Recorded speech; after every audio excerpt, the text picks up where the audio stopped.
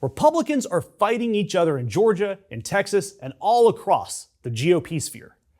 And we've seen it before, and because the current Republican Party is essentially a Marvel movie with worse costume designs, and at the same time a Ken Burns documentary about catastrophic military leadership all at once, I think I should honor both of those traditions today by talking about the Republican Civil War. I don't want to start with the Marvel, the MCU framing, because I know some of you may need a little recap. Going back to Captain America Civil War, it's about a powerful coalition tearing itself apart over accountability. One side says they need oversight. We need checks on power. The other side, they just say, yeah, trust the guy with the hammer. Stop asking questions. Stop making it weird. And the whole thing ends with both sides losing. And that's when Thanos shows up. And I'm not saying that Democrats are Thanos, but I am saying that in November, we might be holding all the stones. Now, I also want to compare these folks to Confederate generals because I like mixing both civil wars. And here's the thing about the actual Civil War that the Republican Party seems determined to reenact. The Confederacy had some of the most spectacular military failures in American history. Not just losses, complete failures. Generals who lost battles that they should have won, who retreated when they should have advanced, who got relieved of command by their own side while the war is still happening. Sounds a lot like what's going on in the Republican Party. And I want to start with Georgia, Governor Brian Kemp. And I want to be clear, I'm going to sing Brian Kemp's praises a little bit here, but he's not a hero. He's just a politician who did the bare legal minimum by not helping Trump steal an election. And everyone has acted like he stormed Normandy himself. But here's what he actually is. He's still standing after Trump tried to destroy him and failed. He tried to primary him out of governorship, failed. And now Kemp is back endorsing Derek Dooley against a Trump-backed candidate in a congressional race after agreeing to help Trump unseat Democrat Jon Ossoff in a separate race. And this is a level of political chess that I respect, even if I don't love the player.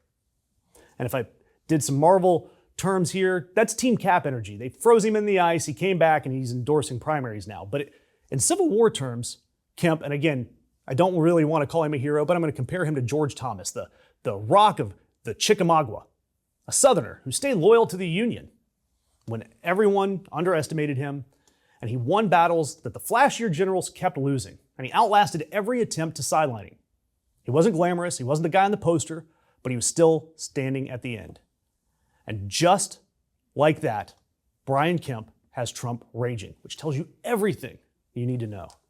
And now to Texas, Ken Paxton. Where do I even begin with Ken Paxton? Paxton, the Texas Attorney General, who's been under indictment on securities fraud charges since 2015. Not 2025, not 2020, 2015.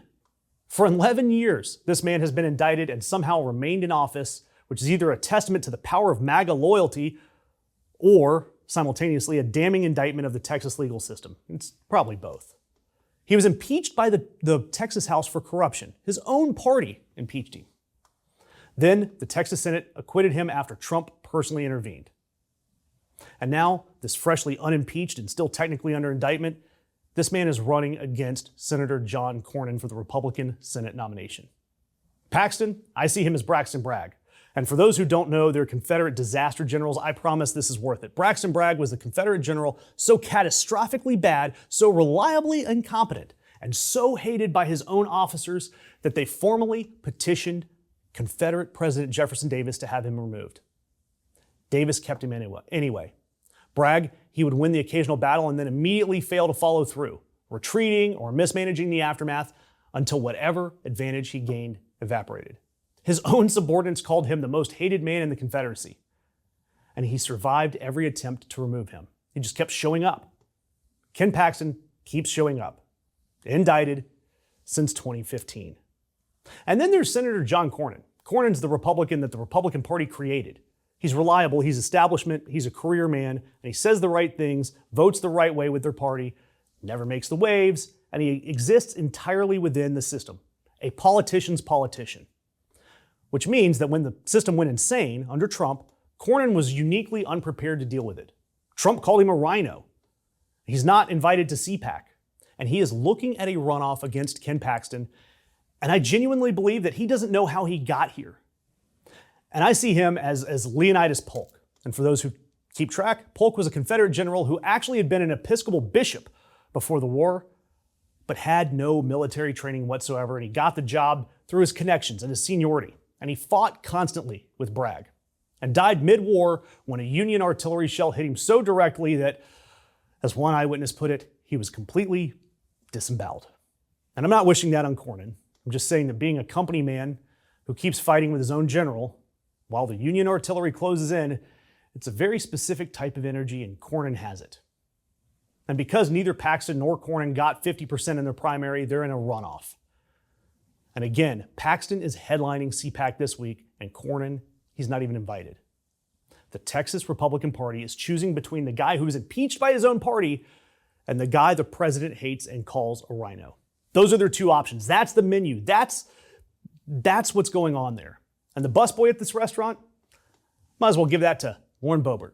This week, she voted no on Iran war funding because the Freedom Caucus has apparently decided that the best time to withhold military funding is during an act of war. Braxton Bragg, he would have found this so very relatable. And so look, when I step back and I look at this big picture, you've got MAGA versus the establishment conservatives. Neither of them are any good. You've got the Iran war splitting fiscal hawks from the foreign policy hawks. The DHS shutdown splitting the fund the government wing from the hold everything hostage for the SAVE Act wing. And somewhere in the Senate, Mitch McConnell is frozen in a leather chair watching all of this, making the face that he makes when he knows something that everyone else is about to find out. McConnell, I see him as Robert E. Lee, watching Bragg blow another battle. Too proud to say I told you so out loud. But you know he's absolutely thinking it. And the thing about the actual Civil War, or even the Captain America Civil War, is that one side, they had the more experienced officers, held better defensive terrain, and were fighting on home soil and still lost. Why? Because they couldn't stop fighting each other long enough to fight the actual war. Captain America and the Avengers, they had every advantage and they blew it by turning on each other before Thanos showed up. And yeah, look, right now the Republicans have every structural advantage because they have the first midterm against a wartime president, and he's got deteriorating poll numbers though. And they're litigating whether or not it's theologically appropriate to pray for a seminary student's death on a podcast. I mean, that's just like Braxton Bragg winning the first day at Chickamauga and then just not doing anything to follow up, shooting himself in the foot figuratively. November is coming up, but we, the Democrats, are inevitable. Do me a favor, hit subscribe, hit that notification bell, and be informed anytime the Republicans are at each other's throats.